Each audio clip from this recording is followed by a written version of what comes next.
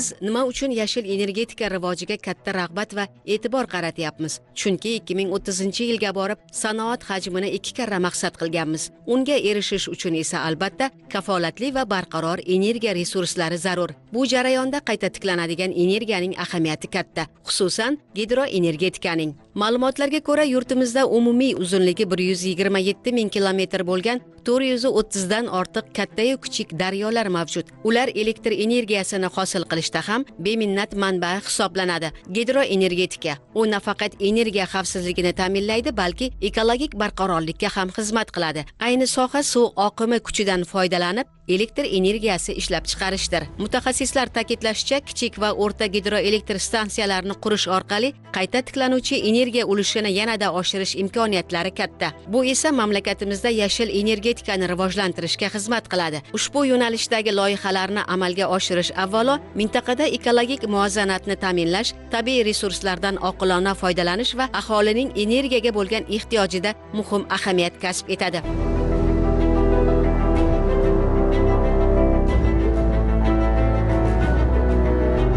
Davlatimiz rahbari tomonidan sohaga qaratilayotgan e'tibor va amalga oshirilayotgan islohotlar natijasida keyingi yillarda O'zbekistonda gidroenergetika tizimi izchil rivojlanmoqda. Xususan 2023-yil 30-martda qabul qilingan gidroenergetika sohasini yanada isloh qilish chora-tadbirlari to'g'risidagi prezident qaroriga asosan 2024-2030 yillarda mamlakatimizdagi mavjud gidrosalohiyatdan foydalanish darajasini oshirish va yangi gidroenergetik quvvatlarni yaratish ko'zda tutilgan. Muhtaram Prezidentimizning tashabbuslari bilan O'zbek Gidroenergo aksiyadorlik jamiyatining 2030-yilga qadar amalga oshiriladigan loyihalari bo'yicha strategiyasi tasdiqlangan bo'lib, hozirda mazkur strategiyaga asosan jamiyatimiz tomonidan bir qator istiqbolli investitsiya loyihalari hamda bir qator modernizatsiya loyihalari jadal sur'atlarda olib borilmoqda. Mazkur strategiya O'zbekiston Respublikasi Prezidentining 252-son qarori bilan tasdiqlangan bo'lib, mazkur dasturga asosan jamiyatning mavjud quvvatlarini 2030-yilga qadar qariyb 2 barobar yuqori etib belgilash mo'ljallangan. Hozirgi quvvatimiz 2,4 gigavatni tashkil etadi deb hisoblasak, 2030-yilga qadar mazkur ko'rsatkichlarni qariyb 6 gigavatgacha o'stirish jamiyatimizning ustuvor pirovard maqsadlari etib belgilangan. Mazkur dasturga erishish uchun jamiyat tomonidan ustuvor vazifalar belgilab olingan bo'lib, misol uchun aytadigan bo'lsak, bir qator qurilish loyihalari hamda modernizatsiya loyihalari amalga oshiriladi. Misol uchun aytadigan bo'lsak, respublikamizning Toshkent viloyati, Qashqadaryo viloyati, Surxondaryo viloyati, Namangan viloyati hamda boshqa tumanlar, boshqa viloyatlarda bir qator istiqbolli loyihalar amalga oshirish rejalashtirilgan. Bularga birin-ketin to'xtalib o'tadigan bo'lsak, Toshkent viloyati hududi o'zi suv resurslariga boy hudud hisoblanadi. Aynan mana shu gidropotensialdan oqilona foydalanish maqsadida jamiyatimiz tomonidan hozirda Piskom daryosini to'liq o'rganish ishlari olib borildi hamda mazkur daryoni o'rganish natijalariga ko'ra bir qator istiqbolli loyihalarni amalga oshirish imkoniyatlari o'rganib chiqildi. Xususan, Bo'stonliq tumanida Muloloq GES qurilishi 140 megavatni tashkil etadi. Undan yuqoriroqda Piskom GES qurilishi, shu bilan birga Qorong'uto'qay GES qurilishi hamda undan yuqoriroqda Oygayin GESlar kaskadi loyihalari qurilishi belgilangan bo'lib, hozirda mazkur loyihalarning hammasini texnik iqtisodiy asosnomalari ishlab chiqilgan hamda hozirda dastlabki qurilish ishlari boshlashga tayyorgarlik ishlari olib borilmoqda. Mazkur loyihalarimiz 2030-yilga qadar amalga oshirilishi belgilangan bo'lib, 2026-yil davomida Muloloq, Piskom, Yuqori Piskom hamda Yuqori Piskom gidroto'plash elektr stansiyalari loyihalari aktiv fazaga o'tadi. Ya'ni qurilish ishlari boshlanadi. 2030-yil yakuniga qadar esa Piskom daryosidagi barcha loyihalarimiz aktiv fazaga o'tgan holda qurilish ishlari davom ettiriladi. Davlatimiz rahbari tashabbusi bilan sohada gidroto'plash elektr stansiya loyihalarini qurish rejalashtirilgan. Respublikamizning 4 ta eng maqbul joylari tanlab olingan. Bular Toshkent viloyati Bo'stonliq tumanida Yuqori Piskom gidroto'plash elektr stansiyasi hamda Xo'jakent gidroto'plash elektr stansiyasi loyihalari, shu bilan birga Jizzax viloyati Aydarko'l ko'lida Aydarko'l GTS qurilishi hamda Qoraqalpog'iston Respublikasi Karateren ko'lida Karateren gidroto'plash elektr stansiya loyihalarimiz jadal sur'atlarda hozirda olib borilmoqda. Mazkur loyihalarni ishga tushirilishi natijasida respublikamizda hamda o'sib borayotgan sanoatimiz hamda yildan yilga ortib borayotgan aholimizni sof, toza, ekologik toza elektr energiyasi bilan muntazam ta'minlab berishga xizmat qiladi. Bu esa hozirgi jahon talabi hisoblanadi. Jahon ilg'or tajribasiga suyanadigan bo'lsak, aynan qayta tiklanuvchi elektr energiya manbalari hisoblanmish gidroenergetika yo'nalishidagi ishlab chiqiladigan elektr energiyasi sof, ekologik, toza deb tan olingan. Bu esa atmosferaga chiqariladigan zararli tashlamalarni ham ma'lum bir sezilarli darajada oldini olishiga xizmat qiladi. Shu bilan birga mazkur gidroto'plash elektr stansiyalarini ishlash rejimiga alohida to'xtalib o'tadigan bo'lsak, aynan kunning tig'iz vaqtlarida, ya'ni soat kechki 7 dan soat kechki 10 gacha bizda elektr energiyaga iste'mol yuqori cho'qqiga chiqadi, ya'ni bu pik paytlari deyiladi. Aynan mana shu davrda aholi tomonidan elektr energiyaga bo'lgan talab eng yuqori sur'atlarda o'sib boshlaydi. Aynan bizning mana shu O'rta Osiyoda ilk marotaba qurilishi rejalashtirilgan gidroto'plash elektr stansiya loyihalarimiz elektr energiyaga bo'lgan yuqori talabni qoplab berishga xizmat qiladi. Ishlash prinsipiga to'xtaladigan bo'lsam, kunduzgi vaqtlarda elektr energiyaga talab kam bo'lgan paytlarida yuqori hovuzga suv to'plash ishlari amalga oshiriladi. Ya'ni bu xuddi batareykaga o'xshab suv resurslarini yuqori hovuzga to'playdi, nasos rejimida. Keyinchalik elektr energiyaga talab ortgan payti mazkur suv pastga tashlanadi va generatordan o'tgan, aylangan suv elektr energiyasi bo'lib pastki hovuzga quyiladi. Ishlash prinsipi mana shunday amalga oshiriladi. Xususan, Gidroproyekt aksiyadorlik jamiyati, Xitoyning China Huadong Engineering hamda Rossiyaning Moskva loyiha institutlari tomonidan respublikamizning barcha potensial nuqtalari o'rganib chiqish ishlari amalga oshirildi hamda 18 ta bizda istiqboldagi loyiha hududlari aniqlandi, lekin bizning dasturimizga muvofiq dastlabki eng samaradorligi yuqori bo'lgan 4 ta loyiha tanlab olingan bo'lib, mazkur loyihalar bo'yicha o'rganish ishlari yakunlandi, texnik iqtisodiy asosnomalari to'liqligicha ishlab chiqildi. Biz aynan mana shu loyiha hujjatlarini ishlab chiqishda dunyoning eng yuqori tajribaga ega kompaniyalar bilan hamkorlikda ishlar amalga oshirganmiz. Misol uchun aytadigan bo'lsak, Xitoyning China Huadong Engineering kompaniyasi tomonidan yuqori Pskon hamda Xo'jakent gidroto'plash elektr stansiyasi loyihalari hujjatlari ishlab chiqildi hamda Aydarko'l Karateren loyihalarimiz bo'lsa, Rossiyaning aynan shu gidroto'plash elektr stansiyalari bo'yicha yuqori tajribaga ega Rus Gidroproyekt tashkilotiga qarashli Institut Gidroproyekt tashkiloti tomonidan loyiha hujjatlari ishlab chiqildi. Hozirda investorlar bilan jadal sur'atlarda muzokaralar olib borilmoqda hamda 2026-yil yakuniga qadar mazkur loyihalar doirasida ham qurilish ishlariga start berilishi rejalashtirilgan. 2017-yilda tashkil topgan Gidroenergetika aksiyadorlik jamiyati tizimida dastlab 36 ta gidroelektr stansiyalar bo'lgan bo'lsa, o'tgan qisqa vaqt ichida ular soni qariyb 100 taga yetdi. Ushbu obyektlar mamlakat gidroenergetika salohiyatini yangi bosqichga olib chiqishga xizmat qilmoqda. Yaqinda fevral oyida Namangan viloyati Kugay bir gezimiz ishga qabul qilindi, ekspluatatsiyaga qabul qilindi, quvvati 12 megavat. Hozirgi kunda betalofat ishlab kelmoqda. Bundan tashqari 90 megavatlik Qo'y-Chotqol gezimiz ekspluatatsiyaga qabul qilindi. Hozirda suv yig'ish ishlari amalga oshirilmoqda hamda ekspluatatsiyaga yaqin kunlarda u ham qabul qilinadi. Bizda gezlarimizda 24 soatlik navbatchilik tashkil etilgan. Har bitta smenada xodim bo'ladi, ikkitadan kamida ikkita xodim bo'ladi. Ular shu smena davomida gidroagregatlarni uzluksiz va avariyasiz betalofat ishlashini ta'minlashadi hamda aholiga, xalqimizga sifatli elektr energiyani ishlab chiqarishda ham yetkazib berishda ta'minlashadi. 2026-yilga O'zbekgidroenergiyaning yillik ishlab chiqarish rejasi 7,5 milliard belgilangan bo'lib, amalda shu 7,5 milliard bajarish rejalashtirilmoqda.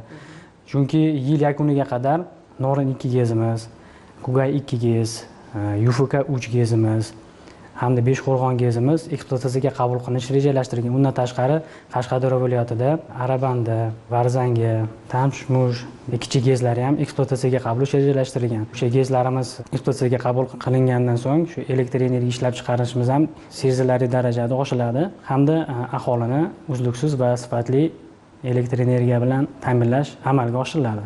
2026-yilda 1950-yil ekspluatatsiyaga qabul qilingan gezlar 3 tasi Quyi Bo'stok gezlar kaskadida 19-gez, gez 23, gez 22 gezlari modernizatsiya va rekonstruksiya loyihalariga tushgan. Bu yil modernizatsiya ishlari amalga oshirilishi rejalashtirilgan. Bundan tashqari Shahrixon gezlar kaskadimizda 5-6 gezlari ham modernizatsiya va rekonstruksiyaga loyihalariga tushgan. Ular shu zamonaviy KPDsi yuqori gidroturbina o'rnatilib, natijada elektr energiya ishlab chiqarilishi, yuqori darajaga chiqilishi ta'minlanadi. Tizimda faoliyat olib borayotgan vaziyatlar markazida barcha gidroelektr stansiyalar 100% integratsiya qilingan.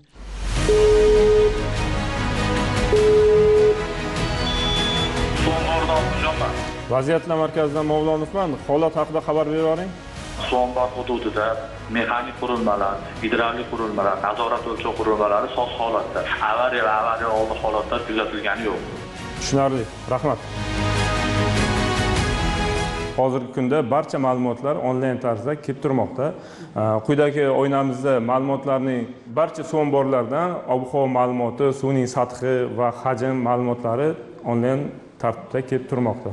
Hozirgi kunda vaziyatlar markazida barcha suv omborlari avtomatlashtirilgan tashqi nazorat tizimiga ulangan bo'lib, unda 1500 dan ortiq datchiklar avtomatlashtirilgan. Bizda barcha datchiklardan olingan ma'lumotlar onlayn tarzda markazga kelib turadi va tahlil qilib boriladi. Ma'lumotlarni 24 soatlik rejimda olib turamiz. Vaziyatlar markazida tashkil etilgan ushbu dastur yordamida biz tizimda mavjud barcha GESlar haqida ma'lumotni olib turamiz.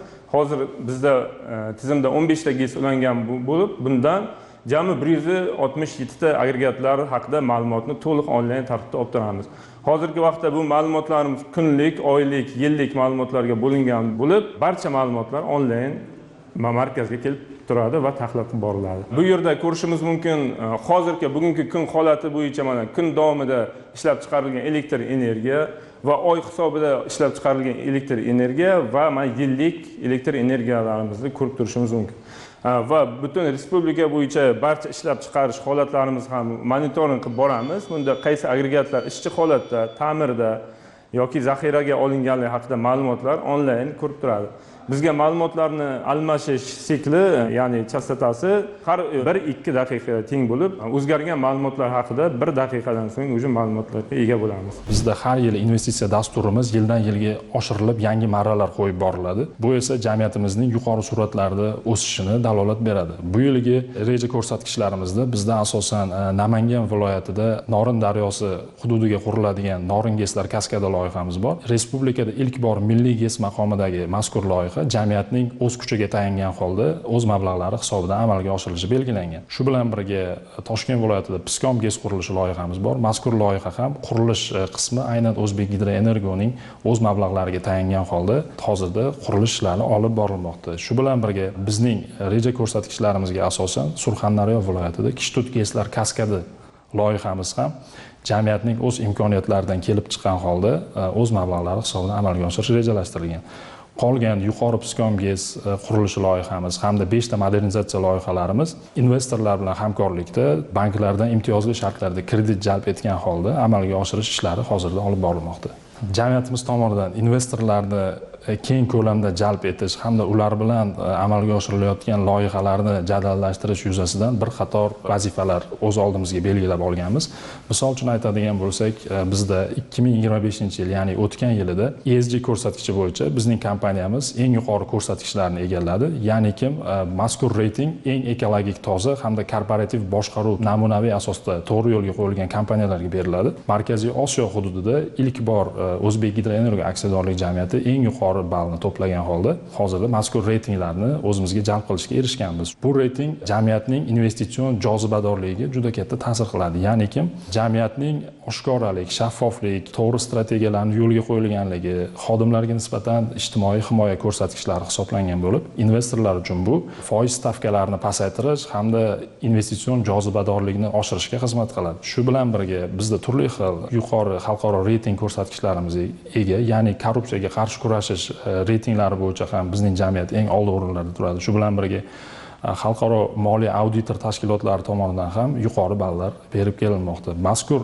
ballar yig'indisida Fitch Rating xalqaro auditorlik kompaniyasi tomonidan BB, ya'ni barqaror reytingi berilgan bo'lib, mazkur reyting ham hozirda davlat korxonalari orasida yuqori ko'rsatkich deb baholanadi. Xulosa qilib aytadigan bo'lsak, muhtaram prezidentimizning aynan shu gidroenergetika yo'nalishiga qaratilgan katta e'tibor sabab hozirda jamiyatimiz yaqin 8 yillikda misli ko'rilmagan natijalarga erishib kelmoqda.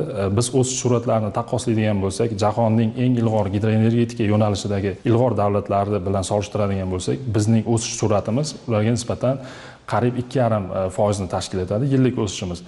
Bu yaqin tarixda kuzatilmagan ko'rsatkich, ya'ni mana shu to'g'ri yondashuv, to'g'ri islohotlar, to'g'ri qo'yilgan vazifalar ijrosini o'z vaqtida hamda sifatli ta'minlashimizga zamin yaratib bermoqda. O'zbekistonda gidroenergetika yashil energetikaning ustuvor yo'nalishlaridan biri sifatida rivojlantirilyapti va sohada yirik tizimli korxonalar faoliyat yuritmoqda. Jumladan yurtimiz gidroenergetika sohasini rivojlantirishda muhim strategik ahamiyatga ega bo'lgan yana bir yangi qo'shma korxona faoliyati davlatimiz rahbari tashabbusi bilan o'tgan yili Bo'stonliq tumanida yo'lga qo'yildi. Quvvati 1 kilovatdan 40 megavatgacha bo'lgan zamonaviy gidroagregatlar, turbinalar, generatorlar, suv nasos agregatlari hamda suv omborlari uchun metall konstruksiyalar ishlab chiqarilmoqda. Import bo'lgan gidroagregatlar hamda soha uchun zaruriy ehtiyot qismlar Made in O'zbekiston milliy brendi asosida shu yerning o'zida tayyorlanmoqda. Bugun kunga Noringiz 2, Noringiz 3 ga harakatimiz bor. Noringiz 4 ga ham joylashtirdik. Ishlab chiqarish va mahsulotlarni o'z vaqtida yetkazib berish bu jarayonga. Undan tashqari qo'shimcha O'zbekistonda oldin ishlab chiqarilgan kaskadlarimiz bor. Shularni ham ta'minlash jarayoni yo'lga qo'yildi. Zavodimiz 4000 tonna ishlab chiqarishga rejalashtirilgan yillik. Bu quvvatga imkoniyat va salohiyatimiz bor. Noringizga bizda agregat turbina qismi kiradi, generator qismi, hamma avtomatsiya sistema asosiyagacha 100% agregatlar milliy mahsulot bo'lib chiqarishga imkoniyatimiz bor. Bu uchun bizda konstruktiv byurolar ham bor. Bolalar yaqinda Xitoyga borib, malakalarni oshirib kelishdi. Zamonaviy stanoklarimiz bor. Bugungi kunga biz chiqarilayotgan mahsulotlarimiz GESga borgandan keyin kinetik energiyadan mexanik aylangandan keyin elektroenergiya hosil qiladi. Mana Noringizimiz bugungi kunga bitta kaskadimiz 38 megavat tok chiqarib beradi.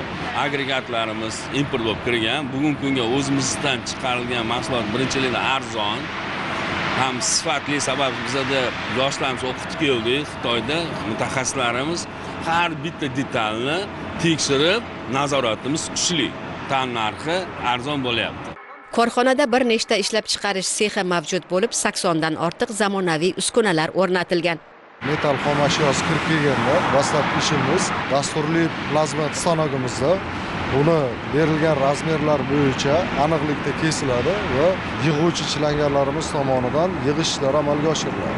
Yig'ilish ishlari amalga oshirilgandan keyin uni payvandchilarimiz tomonidan payvandlanadi. Payvandlash choklari har bir metri sifat texnik nazorat bo'limi tomonidan tekshiruvdan o'tkaziladi ultrazvuk apparatda.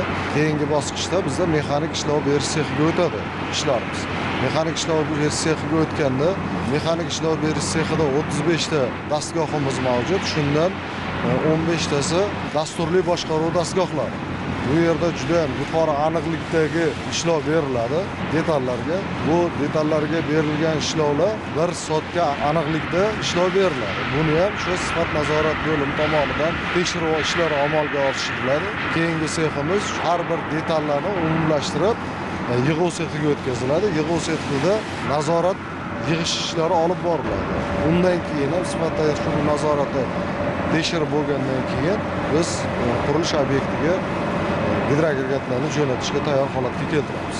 11 nafar mutaxassisimiz Xitoy Xalq Respublikasiga gidroturbinalarni ishlab chiqarish va ularni ishlov berish bo'yicha, ularga dasturli boshqaruvni kiritish bo'yicha Xitoy Xalq Respublikasiga borib malaka oshirish kurslaridan o'tib kelishdi. Men kabi shu yoshlar hammasi mana shu yerda katta korxonamizda ish olib bormoqdamiz. O'zimiz oilamizni bag'rida, yaqin joydamiz. Kelib ketishlarimiz qulay. Meni ish vazifam plazma dasturida kesish. Shu yerdagi bar xomashyo tayyorlash sexidagi kerakli detallarni o'z razmerida, o'z shaklida ishlab kesib beramiz. Kesishda asosan millimetr razmerlariga qaraymiz. Buni afzalligi asosan programmada texnologlarimiz chizib bergan razmer bo'yicha aniq razmerni olib beradi va xohlagan shaklingizda, xohlagan razmeringizda kesib beriladi. Qulayliklari bor. Bu dasturlashimiz asosan doimiy nazoratda bo'lishi kerak. Nazoratdan chetda qolsa detallarimiz bir-biriga urilib qolish ehtimollari bo'ladi. Programmadan chiqib ketmagan holatda doimiy nazoratda bo'lib turishimiz kerak. Bu yerda ustoz shogird an'anasi asosida kadrlar tayyorlash tizimi yo'lga qo'yilgan. Shuningdek, gender tenglik masalasiga ham alohida e'tibor qaratilgan. Garchi ish jarayoni uncha oson bo'lmasa-da, xotin-qizlar ham o'z kasb yo'nalishlaridan kelib chiqib ishlashmoqda. Ko'priksimon kran mashinisti bo'lib ishlayman. Biz kranni pultda boshqaramiz, lekin pultda boshqarish bilan oson degani emas, u ham e'tibor talab qiladi. Ehtiyot bo'lib ishlashimiz kerak. Ehtiyot bo'lib, xavfsizlik qoidalariga rioya qilib ishlashimiz kerak. Shu soha bo'yicha 2-razrad bilan kelganman. Endi yana imtihon qilib razradimizni oshiramiz shu yerda. Zavodimizda xotin-qizlar ham ko'p, ularga e'tibor ko'proq qaratilgan. Bundan xursandmiz. Hurmat qiladi hamma bir-birini. Kran mashinisti bo'lib, ko'pchilik ayollar, qizlar ishlaydi. Hech afsuslanmadim shu yerga ishga kelib xato qildim deb. Sharoitimiz yaxshi. Ushbu sexda Norin gidroelektr stansiyalar kaskadi qurilishi loyihasi uchun zaruriy jihozlar hamda ehtiyot qismlar tayyorlab yetkazib berilmoqda. Seximiz umuman tayyor bo'lgan detallarni yig'ib, qayta tekshiruvlardan barcha hamma o'lchamlar tekshiriladi. Sifat nazoratidan o'tkazamiz. Keyin bu hamma detallarimiz yana qaytadan sochiladi. Sochib bo'lgandan keyingina ular konservatsiya jarayonidan o'tadi, keyin biz qurilish obyektlariga jo'natib yuboriladigan sex. Mana ko'rib turganingizdek, Norin GES 2 uchun gidroturbinani yasash jarayoni. Shu gidroturbinamiz o'zi 9,5 megavat quvvatga ega. Hozirgi kunda biz faqat turbina qismini yig'ishni boshlab yubordik. Bundan keyingi jarayon biz generator qismini yig'ishni boshlaymiz. Generator qismini ham o'sha asosiy korpus qismlari hammasi yig'ilish jarayonlarida. Ular yig'iladi, svarka bo'ladi, keyin oxiri kelib bu yerda tozalanib, qo'lda ishlov beriladigan nuqtalari bor. Berilib, oxiri yig'ilish jarayonlari u ham shu yerda boshlanadi. Turbinani quvvati 9,5 megavat, bu kapsula tipiga mansub. Gorizontal holatda ishlaydi, past bosimli. Bu ham juda katta, samarali gidroturbinalar turiga kiradi. Foydali ish koeffitsiyenti juda yuqori. Qolgan agregatlarda bir xillarda bilsangiz yuqori bosim talab qilinadi. Katta hajm suv talab qilinadi. Bularda hajm ham, bosim ham juda past. Norin GESimiz o'zi bosimi 9 metr. Bu gidroagregatimiz foydali ish koeffitsiyenti 95% dan yuqori. Jahon standarti bor-ku, mana IP68, IP69 degan bu shu talablarga ham javob beradi. Biz faqat Norin GES 2 uchun emas, O'zbek Gidroenergiya aksiyadorlik jamiyatiga tegishli bo'lgan, ishlab turgan gidroelektr stansiyalarini ham, detallarni hammasini shu yerda qayta ta'mirdan chiqarib, tekshiruvlardan o'tkazib, ishlab turgan GESlarga jo'natyapmiz. Ham o'zimiz borib, shu narsani o'rnatib berish xizmatlarini ham ko'rsatib qo'yamiz hozir. Kapsula tipiga mansub bo'lgan gidroagregatni O'zbekiston 11-davlat bo'lib, shunday turdagi gidroagregat ishlab chiqaruvchilar ro'yxatiga kirdi. Biz marrani yuqori oldik. Bu hammasi bizning prezidentimizning yashil iqtisodiyotdan, yashil energetikaga bo'lgan e'tiborlari. Yana bir muhim jihat, korxonada ishlab chiqarilayotgan gidroagregatlar, ehtiyot qismlar Xitoy davlatining o'xshash uskunalariga nisbatan 18%, Rossiya ishlab chiqaruvchilariga nisbatan 27% arzon. Yaqin istiqbolda ushbu mahsulotlarni qo'shni davlatlarga eksport qilish ham rejalashtirilmoqda.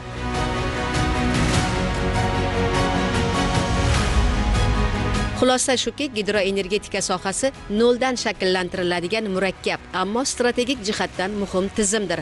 U dastlab ilmiy tahlil va aniq rejalashtirishdan boshlanib, texnik iqtisodiy asoslash, qurilish, ishga tushirish va barqaror ekspluatatsiya bosqichlarini qamrab oladi. Har bir bosqich o'zaro bog'liq bo'lib, yagona maqsad barqaror va samarali elektr energiyasi ishlab chiqarishga xizmat qiladi. Zamonaviy raqamlashtirish, avtomatlashtirish va innovatsion boshqaruv usullari gidroenergetikani yanada samarali, xavfsiz va ekologik barqaror tarmoqqa aylantirmoqda. Natijada gidroenergetika nafaqat elektr energiya manbai, balki iqtisodiy o'sish, energiya xavfsizligi va ekologik muvozanatni ta'minlovchi, eng muhimi xalqimiz hayoti farovonligi yo'lidagi ortga qaytmas islohotlarning ajralmas qismiga aylangan.